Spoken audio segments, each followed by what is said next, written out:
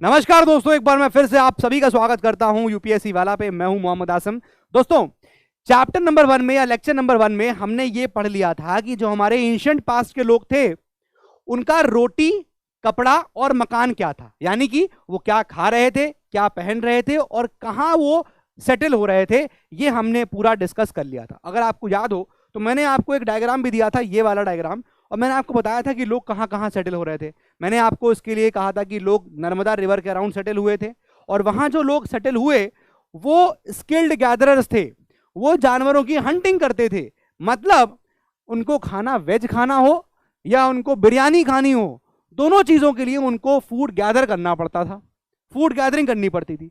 फिर उसके बाद मैंने कहा था अगर आप नॉर्थ वेस्ट में चले जाएंगे सुलेमान और किरथार हिल्स के अराउंड, तो वहां जो लोग अब सेटल हो रहे थे वो हंटिंग की जगह अब वो रियरिंग कर रहे थे एनिमल्स की। शीप, गोट, कैटल, इन सब की रियरिंग होने लगी और अब क्रॉप्स वहां पर ग्रो हो रहे थे। लोग विलेजेस में रह रहे थे, ये मैंने आपको बताया था। फिर गारो हिल्स ऑफ मेघालय के बारे में बताया था, विंध्यास के बारे में बताया था, विंध्यास जहां पर चावल का नाम आता है। फिर इंडस एंड इट्स ट्रिब्यूटरीज के बारे में बताया था, मैंने आपको डिस्कस किया था कि भाई यहाँ पर तो बहुत बड़ा एक इंडस वैली सिविलाइजेशन ही एग्जिस्टेंस में आ गया। And then finally I told you about the Ganga and its tributaries, और मैंने कहा था कि इस टाइम पीरियड आते आते आप देखोगे south of this river Ganga in present day Bihar आप देखोगे तो वहां पर एक बहुत बड़ा किंगडम एग्जिस्टेंस में आ रहा था, and that was Magadh kingdom, जिसके बारे में हम लोग आगे वाली क्लासेस में पढ़ेंगे। लेकिन this was the entire picture which I showed you in the last lecture, right. मैंने आपको लास्ट लेक्चर में इन सब चीजों के बारे में बताया था। अब आज के इस लेक्चर में हमें क्या पढ़ना है, ये देखिए। टॉपिक है फ्रॉम हंटिंग गैदरिंग टू कव ग्रोइंग फूड। कैसे ये इंसान जो अभी तक हंटिंग कर रहा था, फूड की गैदरिंग करता था, क्या ऐसा हुआ कि वो इंसान अब फूड को ग्रो करने लगा और जानवरों की हंटिंग की जगह रियरिंग करने लगा। ये चीजें यहां पर हम लोग आज पढ़ने वाले हैं। पॉइंट समझ में आ गया आप लोगों को? चलिए स्टार्ट करते हैं दोस्तों, शुरू करते हैं आज के इस लेक्चर को, और जैसे जैसे प्रोसीड करेगा आपको समझ में आ जाएगा, ठीक है। अब पहले चीज तो मेरे हाथ लिख लीजिए दोस्तों। अगर हम बात करें अर्लीस्ट पीपल की, यानी कि वो लोग जिनके बारे में हमें सबसे पहले अभी आज तक इंफॉर्मेशन है, मतलब इससे पहले की इंफॉर्मेशन फिर हमको नहीं मिलेगी। अर्लीस्ट पीपल जिनके बारे में हम जानते हैं वो कुछ 2 मिलियन ईयर्स अगो तक की बात है। 2 मिलियन ईयर्स अगो, ठीक है, 2 मिलियन ईयर्स अगो। अब दोस्तों आप देखोगे कि पहले इंसान क्या था। पहले इंसान है सर क्या, हंटर गैदरर। नोट कर लीजिए, मेरे साथ बना लीजिए, ये पूरा जस्ट यहां पर आने वाला है चैप्टर का। हंटर गैदरर वो था, बात समझ में आ गई। दूसरा देखिए, एक तरफ आपने देखा कि हंटर गैदरर था, फिर मैंने आपको बताया कि इंसान जो है क्या हो गया था, वो हंटिंग गैदरिंग की जगह अब वो फूड कल्टीवेटर हो गया था, यानी कि अब वो फूड ग्रो करने लगा। इसका मतलब है कि ये इंसान अब फार्मर बन चुका था और ये अब जानवरों की हर्डिंग कर रहा था, फार्मर एक, और इंसान जो है वो हर्डर बन गया था। बात समझ में आ गया? तो दोस्तों ये जो आप यहां बदलाव देख रहे हैं ना, ये जो आप शिफ्ट देख रहे हैं यहां पर, ये जो आप शिफ्ट देख रहे हैं दोस्त, ये शिफ्ट बहुत इंपॉर्टेंट है। इसी को हमें स्टडी करना है कि ऐसा क्या हुआ कि ये इंसान हंटर गैदरर से अब फूड कल्टीवेटर हो गया। और इन दोनों के बीच की जो डिवाइडिंग लाइन है, जो उसको डिवाइड करती है इन दोनों फेज को, वो है, प्लीज नोट कर लीजिए, वेरी इंपॉर्टेंट, प्लीज नोट कर लीजिए, it is 12,000 years ago. 12,000 years ago, मतलब ये एक वो टाइम पीरियड है जो इन दोनों फेज के लोगों को डिवाइड करती है। इस टाइम पीरियड के पहले रहेंगे अगर आप, तो आप देखेंगे उस फेज में इंसान हंटिंग गैदरिंग कर रहा है। 12,000 ईयर्स अगो के बाद आप चले जाएंगे तो वहां देखिएगा कि अब इंसान वहां फूड कल्टीवेटर है, फार्मर बन चुका है यानी, और वो हर्डिंग कर रहा है। ऐसा क्या हुआ 12,000 ईयर्स अगो कि ये आपको बड़ा शिफ्ट देखने को मिला। ये चीज आज हमको यहां पर डिटेल से डिस्कस करनी है इस वाले लेक्चर में, ठीक है। मैं आपको यहां पर सिंपल सा एक बता देता हूं रीजन कि भाई ऐसा क्या हुआ। दोस्तों 12,000 ईयर्स अगो क्लाइमेटिक चेंजेस देखने को मिलते हैं, क्लाइमेटिक चेंज देखने को मिलता है, क्लाइमेट यहां पर चेंज हो जाता है, ठीक है। इसके बारे में मैं डिस्कस करूंगा आपको आगे चल के, लेकिन पहले हम लोग यहां पढ़ेंगे हंटर गैदरर्स। हंटर गैदरर कैसे रह रहे थे, कहां रह रहे थे, मूवमेंट कर रहे थे तो क्यों कर रहे थे, ये सब चीजें यहां पढ़ेंगे। फिर हम लोग देखेंगे कि 12,000 साल 12,000 ईयर्स अगो में हुआ क्या। फिर हमको समझ में आएगा कि कैसे इंसान फार्मर और हर्डर बन गया। दिस इज द एंटायर आज का जिस्ट है पूरे लेक्चर का। इस तरह से ये लेक्चर यहां चलने वाला है। This is the flow of the lecture. Clear है? चलिए अब पहला हेडिंग डाल दीजिए Hunter gatherer. First heading please लिखिएगा हंटर गैदरर।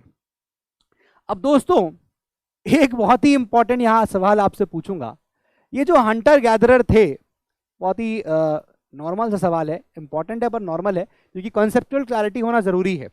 एकदम अगर आप रटोगे चीजें तो भूल जाओगे, कॉन्सेप्चुअल क्लैरिटी जरूरी है, इसलिए हम यहाँ क्लास 6 की एनसीईआरटी से शुरू करे हुए हैं। हंटर गैदरर जो थे, ये हंटर गैदरर्स मूव कर रहे थे, हंटर गैदरर्स का मूवमेंट हो रहा था, वो एक जगह से दूसरे जगह यहाँ पर मूव कर करके जा रहे थे। तो यहाँ पर सवाल मेरा आपसे ये है कि भैया ये लोग मूव क्यों कर रहे थे? फर्स्ट पॉइंट, इनके मूवमेंट का रीजन क्या था? अरे भैया मैडम के साथ चले गए जंगल में, बढ़िया मैडम के साथ सैर करके आ रहे हैं, एंजॉय कर लिया, नेटफ्लिक्स एंड चिल कर रहे हैं, एलेक्सा को सुन रहे हैं, जानवर मारा, बढ़िया जानवर को भुना आग के ऊपर, और फिर इतने ग्लास के साथ एकदम रात में शाम को एकदम एंजॉय करते हुए सो गए। भैया जब हर चीज थी तुम्हारे पास तो तुमको एक जगह से दूसरी जगह मूव करने की जरूरत क्या पड़ी? What was the need to move from one place to other? सवाल ये उठता है, ये हंटर गैदरर मूव क्यों करने लगे एक जगह से? तो भैया इसका क्या रीजन है, ये हम लोग यहां पर डिस्कस करेंगे। नंबर 2, अब ये जब लोग हंटर गैदरर्स थे, ये मूव कर रहे हैं, ये हंटिंग करते थे, तो किस टूल्स का इस्तेमाल करते थे?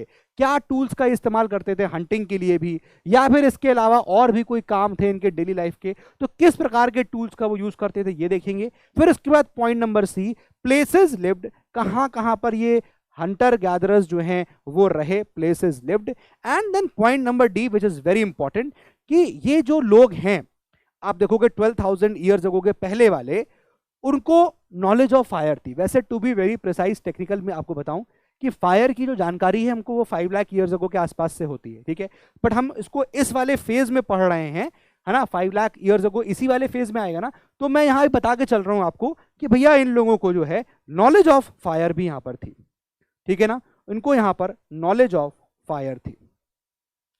क्लियर है? चलिए अब ये 4 पॉइंट्स को हमें डिस्कस करना है, बहुत ही सिंपल सिंपल से पॉइंट्स हैं। पहला चीज लिखिए यहां पर, मूवमेंट का रीजन यहां पर चेक करते हैं, क्या रीजन था यहां पर मूवमेंट का? Please give the heading movement reason, movement reason. और इस डायग्राम को फिर से मेरे साथ बना लीजिए ताकि आपको चीजें एकदम फिर से याद रहें। देखो यार, ये डायग्राम बनाने का रीजन ये है ताकि आपको हिस्ट्री रटना तो पड़ेगा ही कुछ कुछ पॉइंट्स पे, लेकिन आपको इन डायग्राम्स की वजह से हिस्ट्री रटना आसान हो जाएगा, इसलिए मैं आपको बना रहा हूं, ठीक है ना। चलिए पॉइंट नंबर 1 देखते हैं, क्यों यहां पर इंसान मूव कर रहा था। देखिए जहां पर ये इंसान पहले रह रहा था, उस जगह के सारे जितने भी अवेलेबल प्लांट्स और एनिमल्स थे वो सब खा गया, और चूंकि खा चुका था तो वहां सब चीजें खत्म हो गई थी, इसीलिए इंसान को इन सर्च ऑफ फूड आगे मूव करना पड़ा। समझ में आ गया? पहला रीजन लिखिए, इन search of food, in search of food, ठीक है। सवाल आता है क्यों, वाई, वाई, सवाल आता है वाई, क्यों? क्योंकि जहां वो रह रहे थे, ठीक है, लिखिएगा all available, all available, all available क्या चीज? Plants and animals, plants and animals क्या हो गए थे? ईटन अप, खा लिए गए थे, eaten up of one place. एक जगह में, एक जगह के जितने भी यहां पर प्लांट्स और एनिमल्स थे वो सब खा लिए गए थे, इसलिए इन सर्च ऑफ फूड इनको यहां पर मूव करना पड़ा। पॉइंट समझ में आ गया पहला, ठीक है। नंबर 2 पे आइए, क्या रीजन है इनको मूव करने का, समझते हैं। नंबर 2, अब जिन इंसान क्या करता था, हंटिंग करता था, है ना, अपने जानवरों की हंटिंग करके वो खाना खा रहा था अपना, वो जो जानवर थे भाई वो भी तो अपना शिकार करेंगे, चूंकि उन जानवरों का जो शिकार था, प्रे था, वो मूव करता था, इस वजह से इंसान जो है वो इन जानवरों को फॉलो करता था। नंबर 2 लिखिएगा, man followed animals, man followed animals, इंसान जो है वो जानवरों को फॉलो करता था, है ना। रीजन क्या है? क्योंकि एनिमल्स, एनिमल्स क्यों? Animals moved in search of prey, prey मतलब समझ रहे हो, उनका जो शिकार होगा। भाई ये भी तो आज जानवर खाना खाएंगे ना, तो ये अपने शिकार के पीछे भागते थे, और इसी वजह से मैन को इन एनिमल्स को फॉलो करना पड़ता था। बात समझ में आ गया? ठीक है, ये तो हो गई वेज खाने की, नॉन वेज खाने की बात। अब भैया इंसान सिर्फ नॉन वेज थोड़ी खाएगा, वेज भी खाएगा। हाँ सर, वेज में जो सीजनल प्लांट्स थे, सीजनल फ्रूट्स थे, उनकी सर्च में इंसान मूव करता था। प्लीज लिख लीजिए यहां पर third point, in search of, mention कर लीजिएगा, इन सर्च ऑफ प्लांट्स, या ऐसे लिखिए इन search of seasonal plants and animals, in search of seasonal plants and animals. Point समझ में आ गया, सी हो गया। इसके बाद डी लिखिएगा, again very very important point. अब इंसान क्यों मूव कर रहा है? भाई खाना खा लिया, अब तुम बताओ, नॉनवेज खा चुके हो, वेज खा लिया तुमने, बढ़िया। अब क्या करोगे खाने के बाद? पानी पिएंगे ना। क्या पियोगे? पानी, कुछ और मत पीना। लिखो यहां पर इन सर्च ऑफ वाटर, वरना यहां कुछ लोग बोलने लगेंगे सर खाने के दौरान भी तो कुछ पी सकते हैं। नहीं, इन सर्च ऑफ वाटर। अभी कुछ लोग रह रहे थे ऐसी जगह पे भी जो नॉन पेरिनियल रिवर्स के अराउंड थी, मतलब नदियां थी लेकिन वो नॉन पेरिनियल थी। नॉन पेरिनियल का मतलब क्या होता है? जो जिसमें साल भर पानी नहीं रहता है। पेरिनियल मतलब जहां पर आपको ओवर ईयर द राउंड आपको उस नदी में पानी मिलेगा, पेरिनियल रिवर्स। तो जो लोग नॉन पेरिनियल रिवर एरिया के अराउंड रह रहे थे उनको मूव करना पड़ा। जो लोग नॉन पेरिनियल रिवर एरियाज के अराउंड रह रहे थे उनको मूव करना पड़ा जहां पर आपको पानी मिलेगा। बेसिकली पेरिनियल रिवर एरियाज के अराउंड उनको मूव करना पड़ता था। ये थे यहां पर 4 रीजन जिसकी वजह से हंटर गैदरर्स मूव किए। समझ में आ गया? ये है आपका पहला पॉइंट। क्या रीजन था मूवमेंट का? पॉइंट क्लियर हो गया। कंसेप्चुअल क्लैरिटी एकदम होनी चाहिए हिस्ट्री में। आगे देखिए, अब हम बात करें वो क्या टूल्स को यहां पर यूज कर रहे थे दोस्त। देखिएगा जरा, अगर मैं आपसे कहूं क्या टूल्स यहां इस्तेमाल कर रहे थे, चलिए बना लीजिए एक बार, फिर से बना लीजिए डायग्राम और जरा समझते हैं क्या क्या टूल्स यहां पर यूज किए जा रहे थे। ठीक है, देखिएगा यहां पर टूल्स यूज। चलिए देखिए यहां पर फर्स्ट पॉइंट लिखिएगा, क्या टूल्स यूज हुए। नंबर 1 दोस्तों, स्टोन के टूल्स यहां यूज किए जा रहे थे। बहुत इंपॉर्टेंट है, स्टोन टूल्स यहां पर यूज किए जा रहे थे। स्टोन टूल्स के अलावा आप देखोगे पॉइंट नंबर बी, बोन के टूल्स यहां पर यूज किए जा रहे थे। Bone tools. और point number C, wood tools यहां पर इस्तेमाल किए जा रहे थे, यानी कि लकड़ियों के टूल्स बने थे। अब बोन टूल्स कैसे होते हैं? जैसे हड्डी है, कोई हड्डी थी, हड्डी के आगे क्या करते थे वो लोग?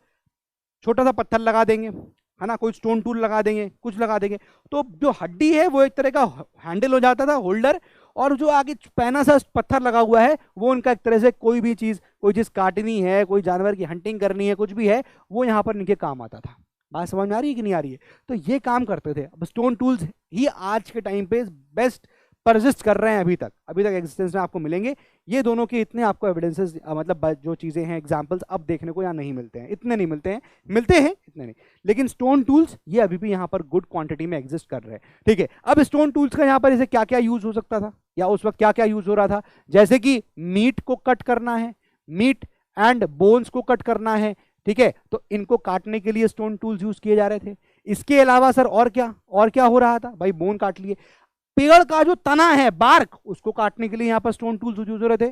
ठीक है, बार्क फ्रॉम ट्रीज, ये काटने के लिए यहां पर स्टोन टूल्स का इस्तेमाल हो रहा था। इसके अलावा पॉइंट नंबर 3, एनिमल की खाल, जानवरों की खाल को, एनिमल स्किन को यहां पर पील ऑफ करने के लिए, काटने के लिए स्टोन टूल्स का यूज हो रहा था। और इसके अलावा भाई वेज का भी तो नाम ले लो, फ्रूट्स एटसेट्रा, इन सबको यहाँ पर काटने के लिए स्टोन टूल्स का इस्तेमाल हो रहा था। ये वो टूल्स थे जो ये हंटर गैदरर्स यहाँ पर इस्तेमाल किया करते थे। क्लियर है यहां तक बात? ये आपको टूल्स यहाँ पर याद रखने हैं। क्लियर है?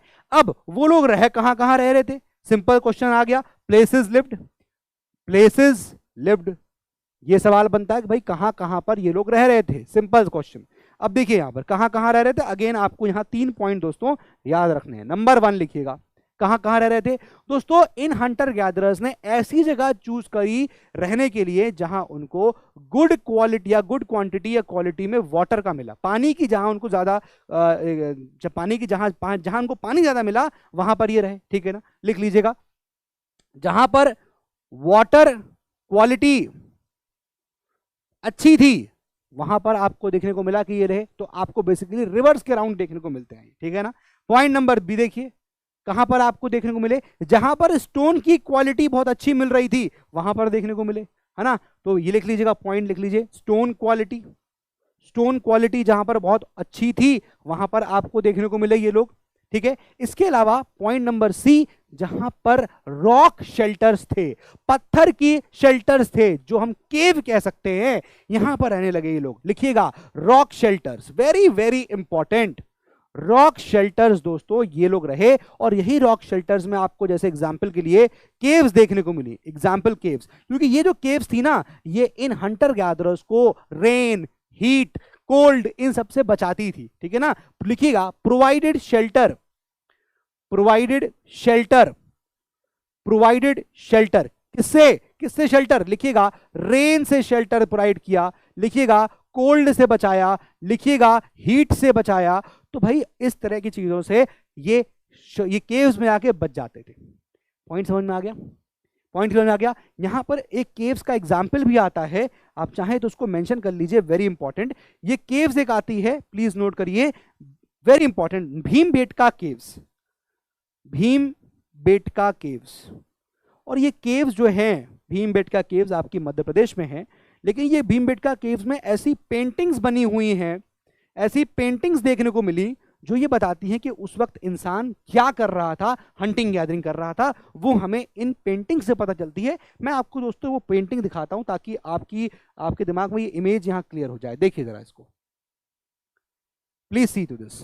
ये देखिए, ये आप देख पा रहे हैं किस प्रकार से आपको यहाँ इमेजेस दिख रही हैं। देखिए यहाँ पर कैसे आपको दिख रहा है कि इंसान, यहाँ इस वाले में देखिए ये दिख रहा है आपको, यहाँ जानवर है, यहाँ इंसान है, तो हंटिंग कर रहा था इंसान, ये हमको यहाँ पर इन पेंटिंग्स के थ्रू पता चलता है। भीमबेटका मध्य प्रदेश में लाई करता है, तो भीमबेटका भी केव्स जो हैं वो हमको बताती है कि यहाँ पर लोग रह रहे थे, और जो पेंटिंग्स हैं वो ये एविडेंस देती हैं हमको कि वहाँ के लोग उस वक्त के लोग हंटिंग कर रहे थे, एनिमल्स की हंटिंग कर रहे थे। पॉइंट क्लियर हो गया, places where they lived, clear है।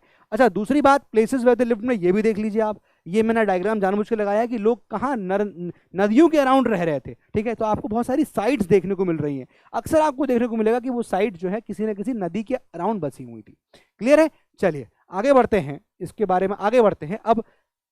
अच्छा ये पॉइंट जो बचा है फोर्थ वाला, नॉलेज ऑफ फायर।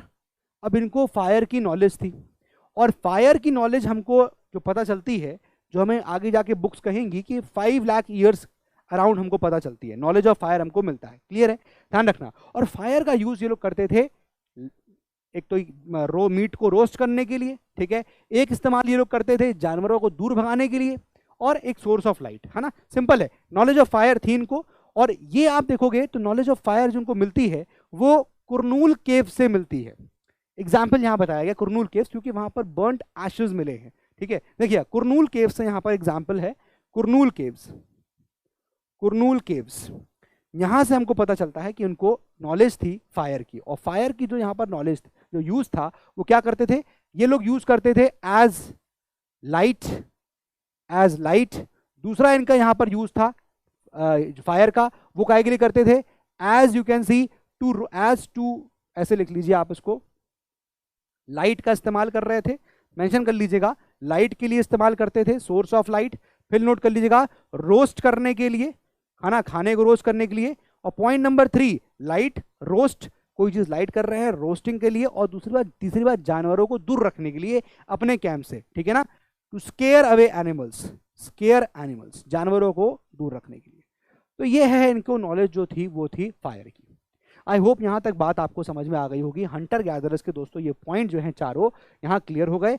अब हम लोग आएंगे 12,000 ईयर्स अगो जो क्लाइमेटिक चेंज हुआ उससे क्या इंपैक्ट पड़ा, लेकिन उससे पहले मैं आपको एक क्लासिफिकेशन बताना चाहता हूं कि हम लोग जो क्लासिफिकेशन करते हैं, ये पूरी जो हम लोग पढ़ रहे हैं इस तरह का स्टोन एज है, इसको हम लोग आगे जाके देखोगे बेटा आप कि इसको स्टोन एज कहा जाता है। तो मैं पहले इसका क्लासिफिकेशन कर देता हूं ताकि आपको एक जिस्ट दिमाग में बना रहे कि अच्छा ये चीज ऐसे होती है। देखिएगा यहाँ पर प्लीज मेरे साथ उसको फॉलो करिएगा, वेरी वेरी इंपॉर्टेंट है, प्लीज नोट करिएगा। पीपल, और ये पीपल क्या टूल्स यूज कर रहे थे, उस बेसिस पे हमने यहां पर क्लासिफिकेशन किया हुआ है, ठीक है। चलिए देखिएगा, पीपल टूल यूज्ड, आगे देखिए, बहुत इंपॉर्टेंट है, बहुत बहुत फॉलो करिएगा मेरे साथ। देखिए दोस्तों, पहला जो पीरियड है, पहला पीरियड है, इसको हम लिख रहे हैं फ्रॉम 12,000, सॉरी इसको हम लिख रहे हैं 2 million years ago, 2 million years ago, ठीक है। फिर इसके बाद मैं आपको एक पीरियड और लिख के दे रहा हूं, प्लीज नोट करिएगा, उसको लिख लीजिएगा 12,000 ईयर्स अगो, ठीक है। फिर एक बार लिख लीजिए यहां पर लिख लीजिएगा 10,000 ईयर्स अगो। फिर लिख लीजिएगा, फिर लिख लीजिए 4,500 ईयर्स अगो।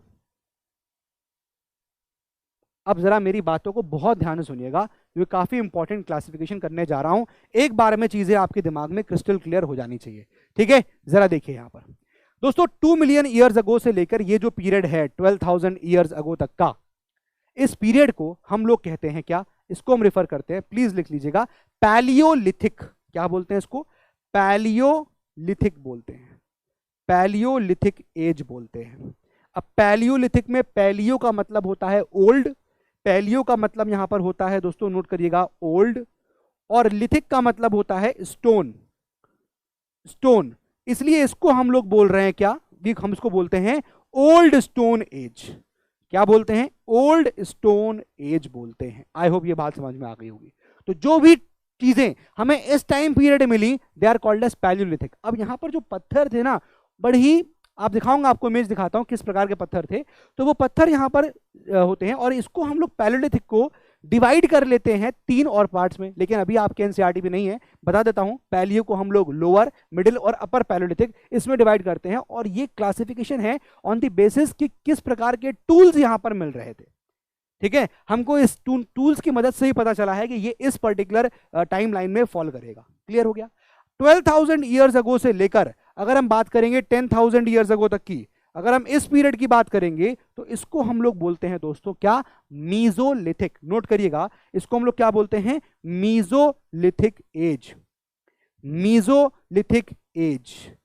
बात समझ में आ गया? अब ये जो मीजोलिथिक एज है, इसका एक one of the most important feature वो है यहां पर माइक्रोलिथ्स का आना, माइक्रोलिथ्स। अब माइक्रोलिथ्स में क्या, माइक्रो मतलब क्या हो गया, यहां पर हो गया स्मॉल, स्मॉल हो गया, है ना, या फिर हम कह सकते हैं टाइनी हो गया, स्मॉल हो गया, टाइनी हो गया, और लिथ्स मतलब क्या होगा, स्टोन। तो माइक्रोलिथ्स यहां मिलने लगे, यानी कि बहुत छोटे छोटे पत्थर आपको इस मीजोलिथिक एज में मिलते हैं। इसीलिए यहां पर इसको हम लोग क्या बोलते हैं, हम लोग उसको बोल रहे हैं क्या, मिडिल स्टोन एज। क्या बोल रहे हैं इसको? Middle stone as. इसको फिर से लिख लीजिए ताकि ये हमारा, आप मत काटिएगा, मैं इसलिए काट रहा हूं ताकि ये नीचे मेरा पूरा आ जाए।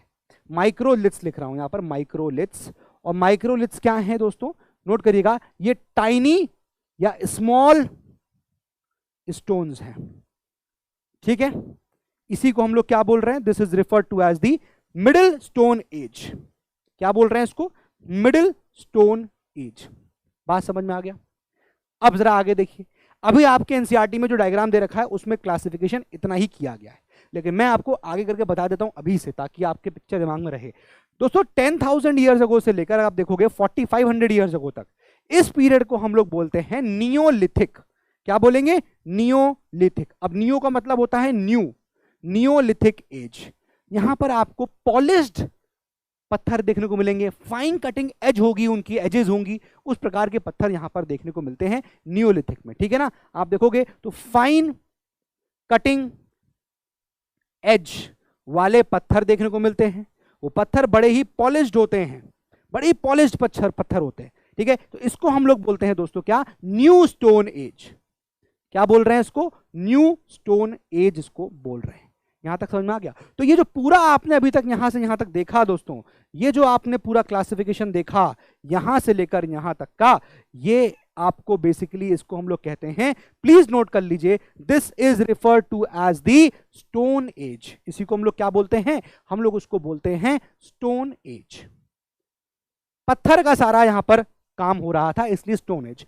दोस्तों इसके बाद जो आप देख रहे हो 4,500 ईयर्स अगो के बाद, यहां के बाद शुरू होती है ब्रॉन्ज एज। क्या बोल देंगे इसको? नोट करिएगा, बहुत इंपॉर्टेंट है, ब्रॉन्ज एज। इसके बाद आपको ब्रॉन्ज एज देखने को मिलेगी, वो हम लोग आने वाले लेक्चर्स में आगे पढ़ेंगे। आई थिंक ये डायग्राम बहुत इंपॉर्टेंट है, आपकी टाइमलाइन आपको एकदम क्लियर होनी चाहिए, इसलिए मैंने इसको यहां पर बना दिया है। आप चाहें तो उसका स्क्रीनशॉट ले सकते हैं, इसको बना सकते हैं, ठीक है।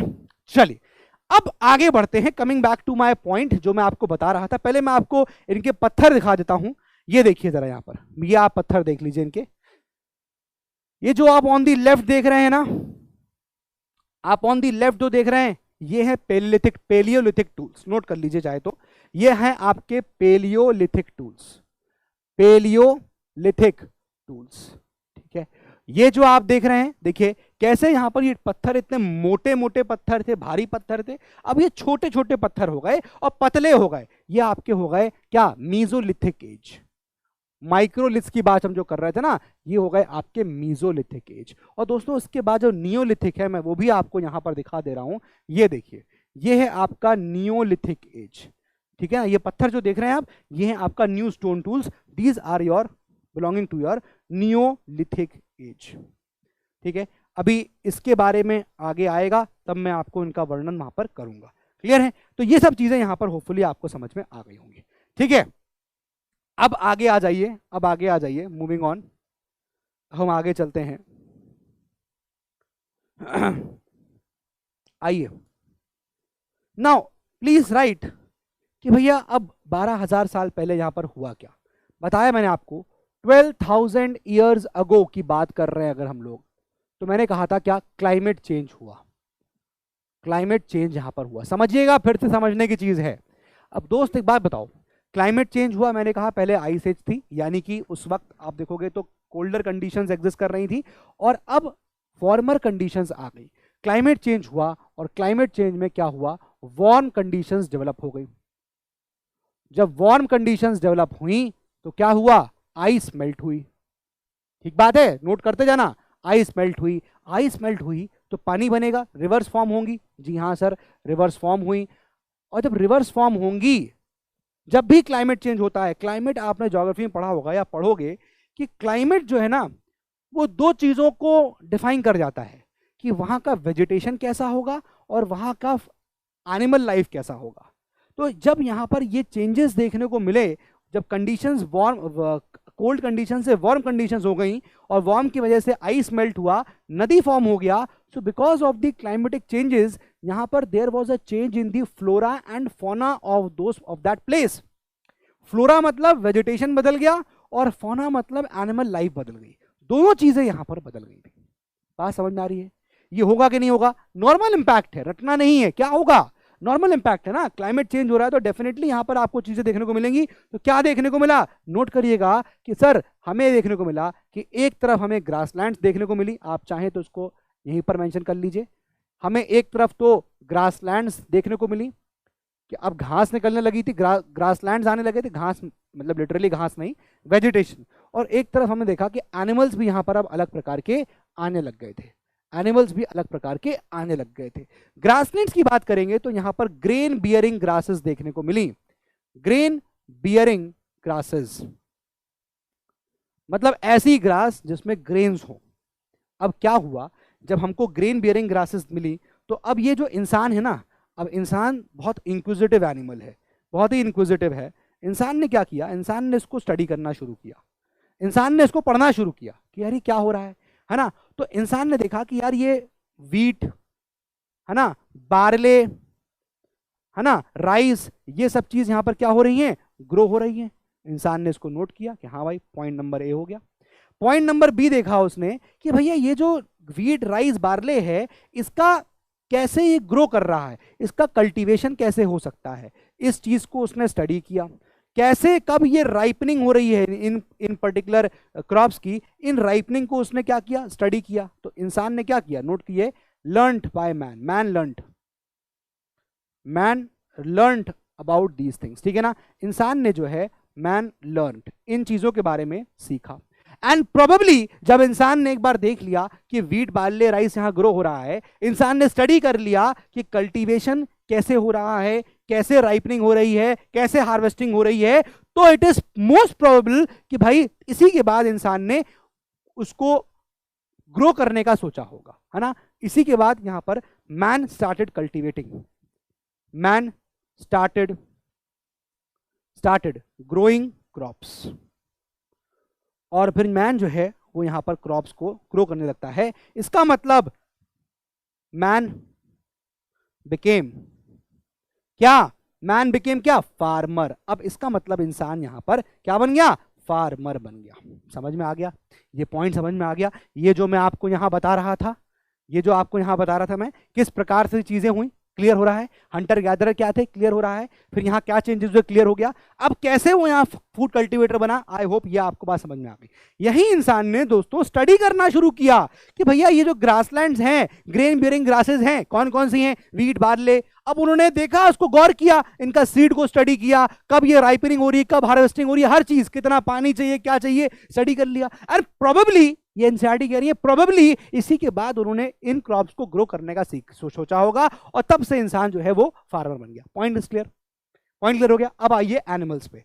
अब एनिमल्स की बात करेंगे तो यहां पर ऐसे एनिमल्स जो हैं, अब वो एनिमल्स की यहां पर क्या करने लगे, वो रियरिंग करने लगे, है ना, क्या करने लगे, नोट करिए, वेरी इंपॉर्टेंट, फिर से नोट कर लीजिए। अब यहां जो एनिमल्स हैं, ऐसे एनिमल्स जो इन ग्रासलैंड्स पे सर्वाइव कर रहे थे, वो एनिमल्स यहां पर आ गए, है ना, ग्रासलैंड्स आ गई तो उसी के हिसाब से एनिमल्स आएंगे। एनिमल्स सर्वाइविंग ऑन ग्रासलैंड्स, जो इन ग्रासलैंड पे सर्वाइव कर रहे थे वो यहां पर आ गए। अब हुआ क्या भाई, इंसान ने इनको भी स्टडी करना शुरू कर दिया। इंसान का काम ही क्या है, चार लोग क्या कहेंगे, खाली बैठे हैं तो क्या करेंगे, गप्पे मारेंगे। वो गप्पे मारना स्टार्ट करते हैं यहां पर। अब जब गप्पे मारते हैं तो उनको देखा कि भाई यहां पर तो ये जानवर जो हैं कौन से हैं, देखा उन्होंने, आपकी एनसीईआरटीज बोल रही हैं जानवर थे, शीप, गोट, ये सब चीजें थी, और इंसान जो है वो इन जानवर को फॉलो कर रहा था, किया उसने।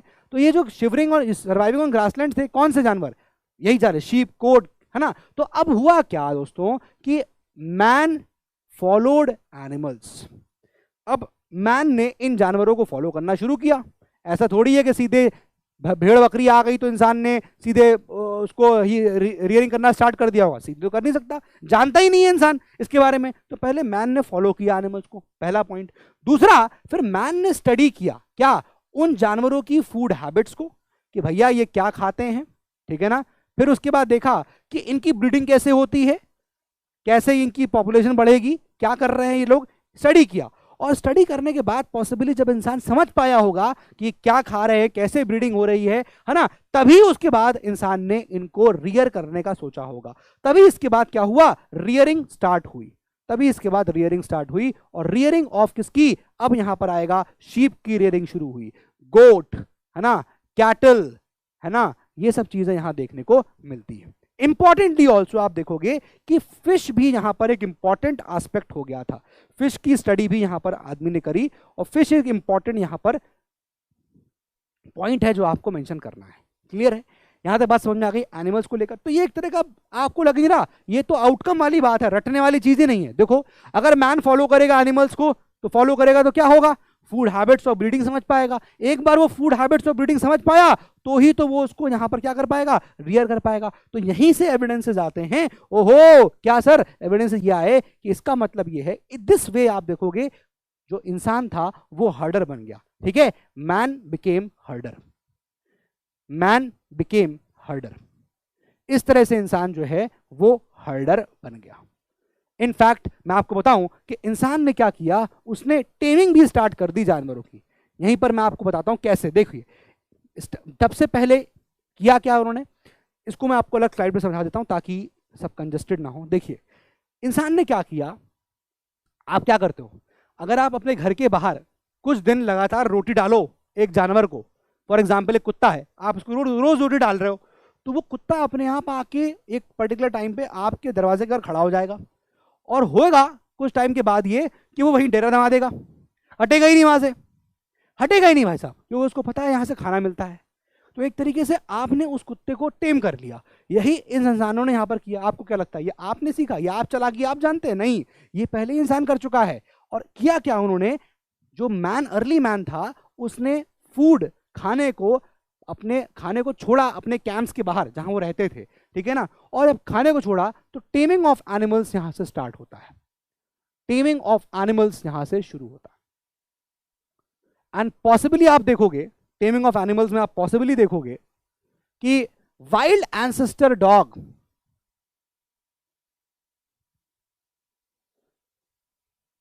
ये सबसे पहले यहां पर टेम्ड किया गया था, ठीक है ना, ये पहले यहां पर टेम किया गया था। और कैसे किया गया था, सबको भी यहां पर क्लियर हो गया कैसे किया गया था। फूड जो होता था, food left by man outside camps, अब मैं कैंप लिख रहा हूं जहां पर वो इंसान रहा करते थे, ठीक है। तो food left by man outside camp, वो वहां खाना छोड़ देते थे और अपने आप क्या होता था, जानवर आप आके खाता था उसको, ठीक है। तो धीमे धीमे क्या, तो क्या होता है, therefore animals use to eat it, ठीक है ना। And this is how they got tamed, कि इस तरह से वो यहां पर टेम्ड हो गए। यहां तक बात समझ में आ गई, यहां तक बात समझ में आ गई कैसे टेम हुए। अच्छा, एक बात और इंपॉर्टेंट थी कि भैया अगर आपने खाना छोड़ दिया, पता चला एक दिन शेर चला आया और तुम खुद ही खाना बन गए सबका। इसीलिए अब कोशिश ये करी गई कि भाई ऐसे जानवरों को, मतलब ऐसे जानवरों को अपने पास आने दें जो जेंटल हों, है ना। ये नहीं कि भैया पता चला शेर ही चला आया, हिप्पोपोटामस चला आया, क्रोकोडाइल चला आया, तुम बचोगे ही नहीं फिर, ठीक है। तो क्या हुआ कि उन्होंने ऐसे जानवरों को प्रोटेक्ट करना शुरू कर दिया। किसको? पीपल स्टार्टेड प्रोटेक्टिंग, लिखिएगा, पीपल स्टार्टेड प्रोटेक्टिंग, किसको प्रोटेक्ट करने लगे? इन जानवरों को, इन जानवर्स को।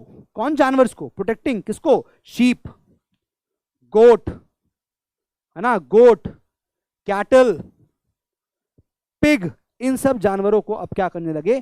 प्रोटेक्ट करने लगे from wild animals. People started protecting these animals, किससे? From wild animals, wild animals. तो एक प्रकार से यहां पर जानवरों की जो डोमेस्टिकेशन है वो स्टार्ट हो गया, जानवर डोमेस्टिकेट होने लगे थे यहां पर इस तरीके से, और अब इंसान जो है वो हर्डर बन गया, ठीक है ना। So I hope this is very crystal clear कि दिस इज हाउ, नोट करिए, this is how man became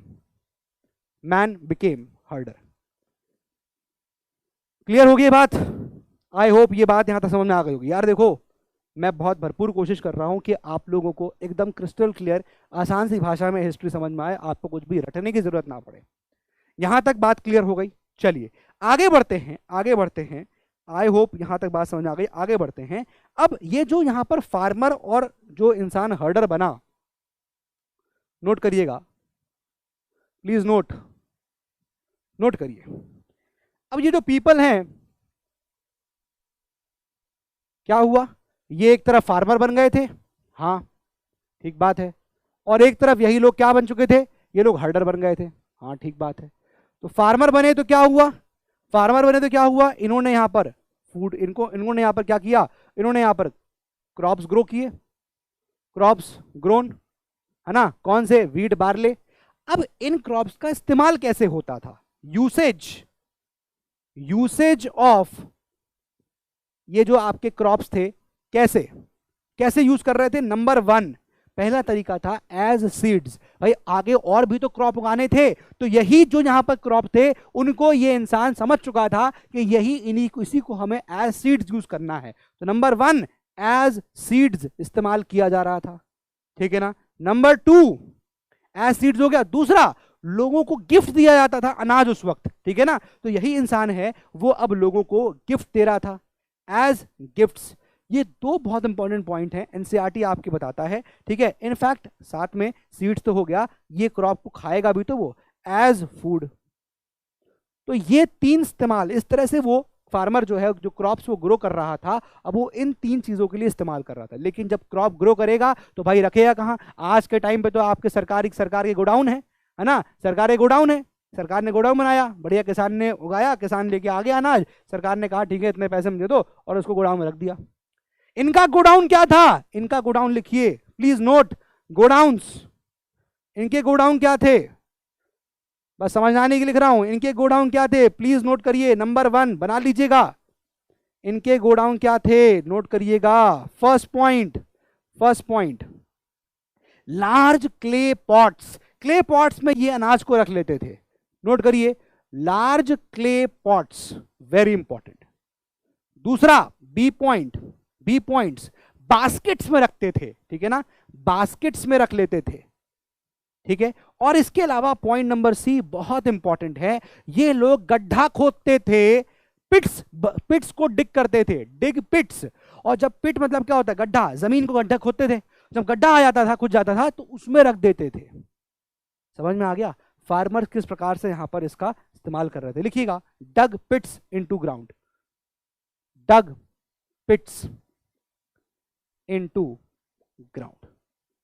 clear हो गया? सिंपल है। अब आ जाइए हर्डर्स पे। अब जब ये जानवर इनको मिल गया, जानवर हर्डिंग करने लग गए ये लोग, जब जानवर की ये लोग हर्डिंग करने लग गए तो भाई एनिमल्स की हर्डिंग हुई।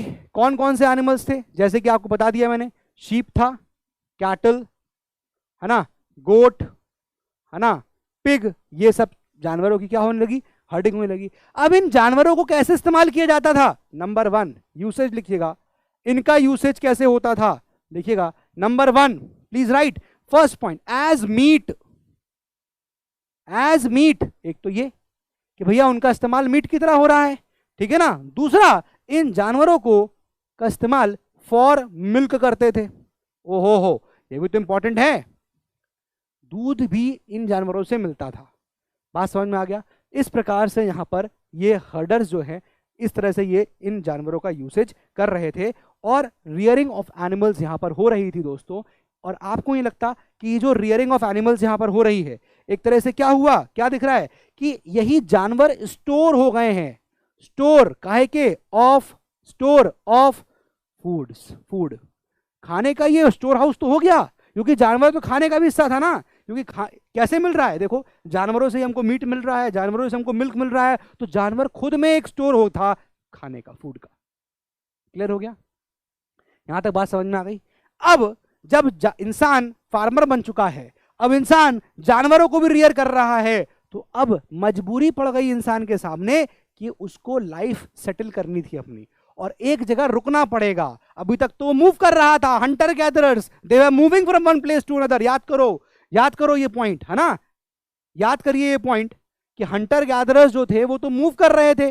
ये देखिए मैंने आपको बताया, इनका तो मूव करने का ये था, है ना। लेकिन अब ये जो कैटेगरी है ये मूव नहीं कर सकती थी, ये बाउंड हो गए थे एक जगह रुकने के लिए, क्योंकि जब ये एक जगह क्रॉप्स उगाएंगे तो जाहिर सी बात है कि क्रॉप्स जो होंगे दोस्तों उनके लिए आपको कुछ टाइम रुकना पड़ेगा। आप सीड्स उगाएंगे तो वहां पर आपने पढ़ा ही होगा, सीड्स जब उगाते हैं तो फिर टाइम लगता है सीड्स को ग्रो होने में, फिर राइपन होता है, फिर हार्वेस्टिंग होता है, it takes a lot of time. तो अब ये इंसान जल्दी जल्दी मूव नहीं कर सकता था। बात समझ में आ रही है? बात समझ में आ रही है? तो भाई हमें कैसे पता चलता है, ये साइंटिस्ट हमें क्या एविडेंसेस देते हैं, कैसे पता चलता है हमको कि ये जो लोग हैं ये अब फार्मर जो है वो क्रॉप्स ग्रो कर रहे थे? कैसे पता चलता है? नोट करिएगा, हमको बर्न्ट एशेस मिलते हैं, बर्न्ट ऐश, राख मिलती है, इसका मतलब क्रॉप्स को जलाया गया। और दूसरा हमें कैसे पता चलता है कि ये यहां पर हर्डर्स थे? कैसे पता चला? आइडेंटिफाइड बोन्स, यहां जानवरों की उन्होंने हड्डियां पहचानी, आइडेंटिफाइड बोन्स। बात समझ में आ रही है? ये एविडेंसेस मिले हमको कि भाई ये इंसान जो है फार्मर था, क्योंकि जब वो हम उन साइट्स पे गए तो वहां पर हमको बर्न्ट ऐश देखने को मिला। हम जब यहाँ हर्डर्स की पहचान करने लगे कि जानवर इंसान हर्डर हो गया था, तो हमें उन जगहों पर जहाँ ये रह रहे थे सेटलमेंट प्लेसेस पे, वहां पर हमको जानवरों की हड्डियां मिली। तो ये प्रूव करता है कि हाँ ये आइडेंटिफाई कर पाए इनको यहाँ पर कि हड्डियां यहाँ पर है तो जानवर यहाँ पर थे। क्लियर है? अब एक पॉइंट यहाँ नोट कर लीजिए, वेरी इंपॉर्टेंट है, प्लीज नोट दिस पॉइंट, फिर हम लोग आगे बढ़ते हैं। प्लीज नोट कर लीजिए, मैं डिक्टेट कर रहा हूं कि when man became farmer and हर्डर, please note कर लीजिए, when man became farmer and हर्डर, when man became farmer and हर्डर, they had to start settling at one place, they had to start settling at one place in order to grow crops, in order to grow crops and rear animals, and rear animals, समझ में आ रहा है ना, and rear animals. This led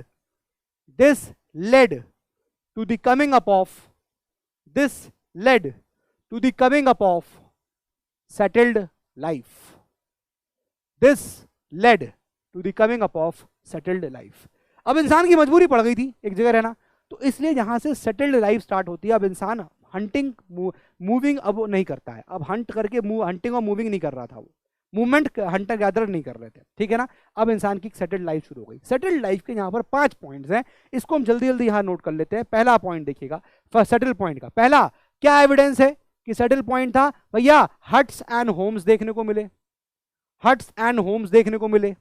ठीक है, example के लिए देखिए यहां पर अगर आप बात करें, एग्जाम्पल दे रहा हूं आपको, बुर्ज होम, बुर्ज होम, बुर्ज होम, नोट करिएगा, बुर्ज होम।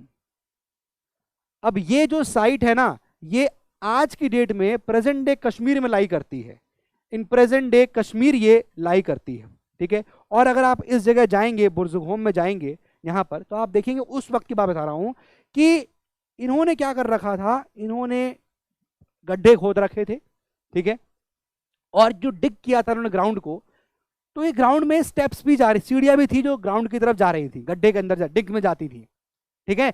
और इसका इस्तेमाल ऐसा किया जाता रहा होगा, ऐसा बताया गया, एविडेंसेस ये कहते हैं कि भाई कभी सर्दी हो गई तो उसमें जाके छुप जाते थे, तो इनको वहां पर छुप के आते, मतलब वहां रहने लगते थे, तो इनको कोल्ड से बहुत ज्यादा प्रोटेक्शन मिल जाती होगी। आपकी एनसीईआरटी यहाँ पर इसी चीज को बोल रही है कि ये डिग करते थे यहाँ पर ग्राउंड को, प्लीज मेंशन कर लीजिए इसको, फर्स्ट पॉइंट यहाँ पर बहुत इंपॉर्टेंट है ना। पहला पॉइंट देखिए, ये डिग, मतलब पहला पॉइंट क्या, पहले पॉइंट का हम लिख रहे हैं, डिग ग्राउंड्स,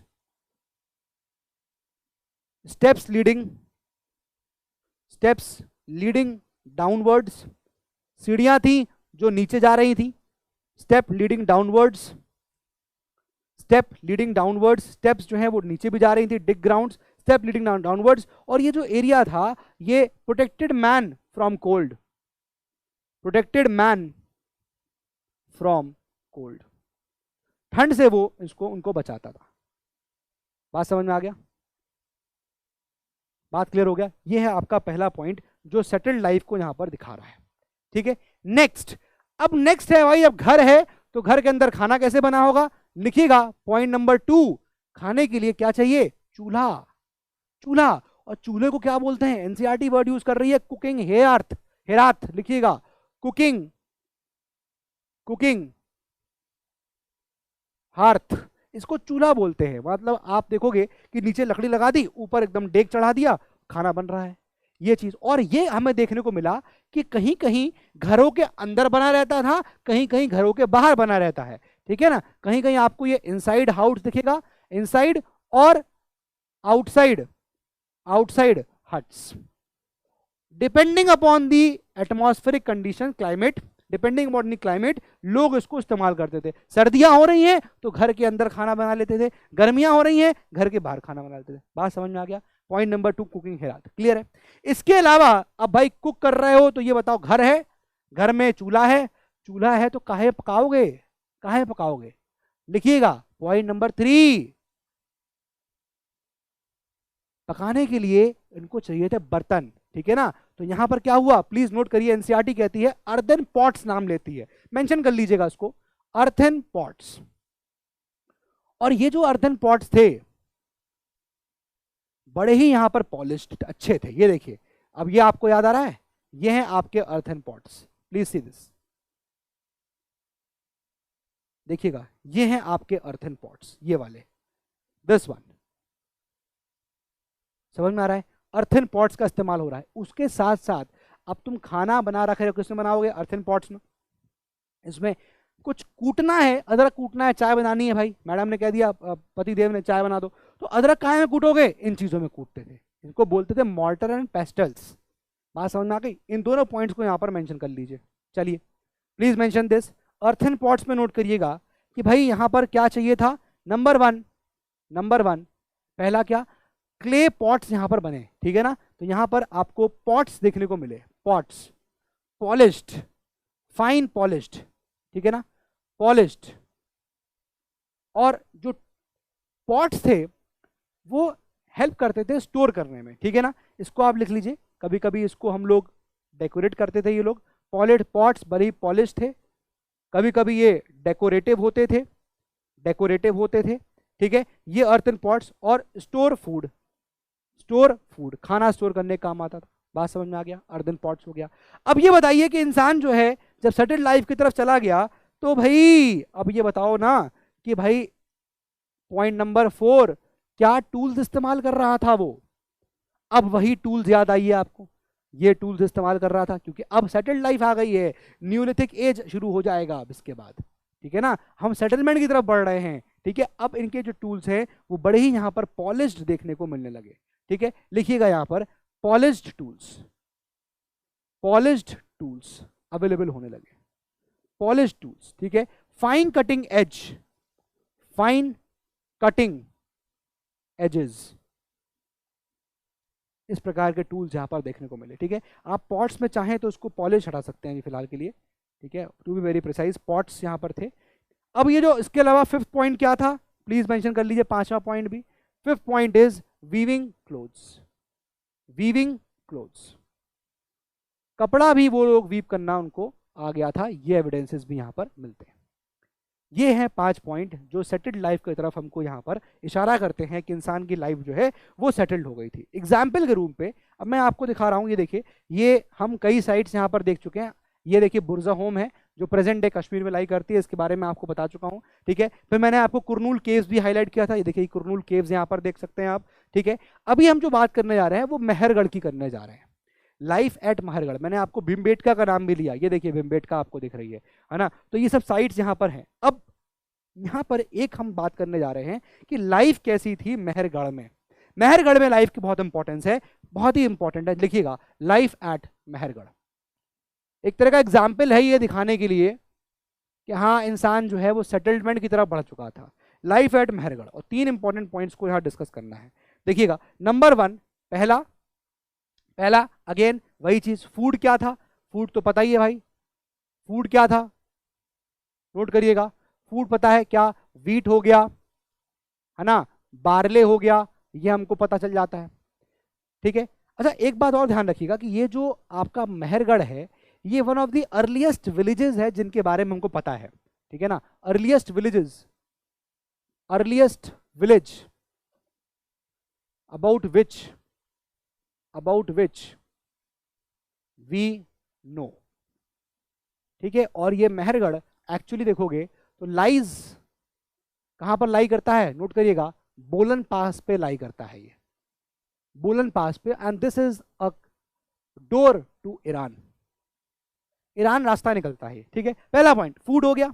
दूसरा पॉइंट लिखिएगा, पॉइंट नंबर बी लिखिएगा, एनिमल्स की बात करें तो भाई एनिमल्स में भी आपको पता है, वही एनिमल्स आपको पता है क्या क्या होंगे भाई, शीप, हमको पता है शीप के बारे में, हमको पता है गोट के बारे में, ये सारे एनिमल्स हमको पता है कैटल्स के बारे में, ये यहाँ पर आपको एनिमल्स देखने को मिलते हैं, ठीक है। एंड देन लास्ट बहुत इंपॉर्टेंट है दोस्तों, and point number C is burial pattern.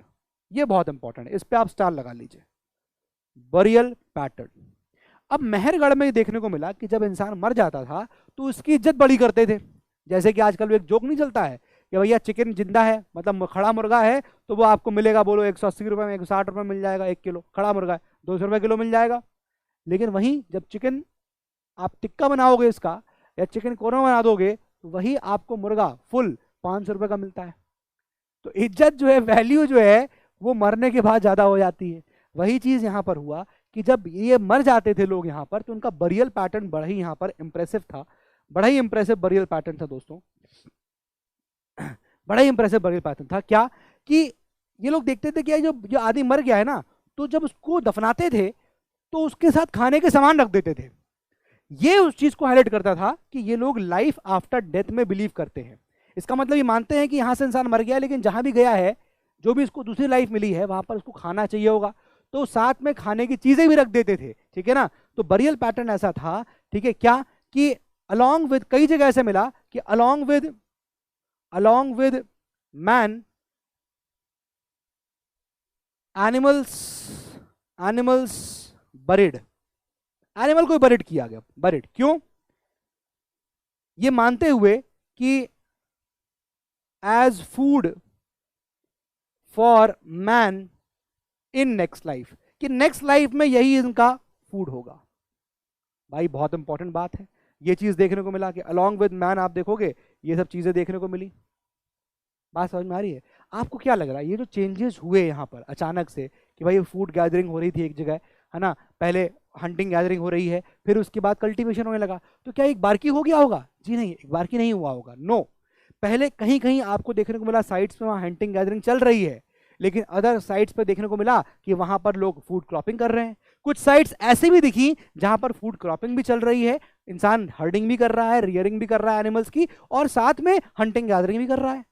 तो ऐसा नहीं है कि एक बार की शिफ्ट खत्म हो गया इसके बाद इंसान कोई हंटिंग गैदरिंग करेगा ही नहीं। या इंसान जो है एकदम वो कुछ भी मतलब अब सब हमेशा ग्रो करने लगा, ऐसा नहीं है। हर चीज चल रही थी। कुछ साइट्स ऐसी थी जहां पर फूड क्रॉप्स ग्रो हो रहे थे, इंसान रियरिंग कर रहा था एनिमल्स की, साथ में वहां पर हो सकता हो हंटिंग गैदरिंग भी चल रही हो।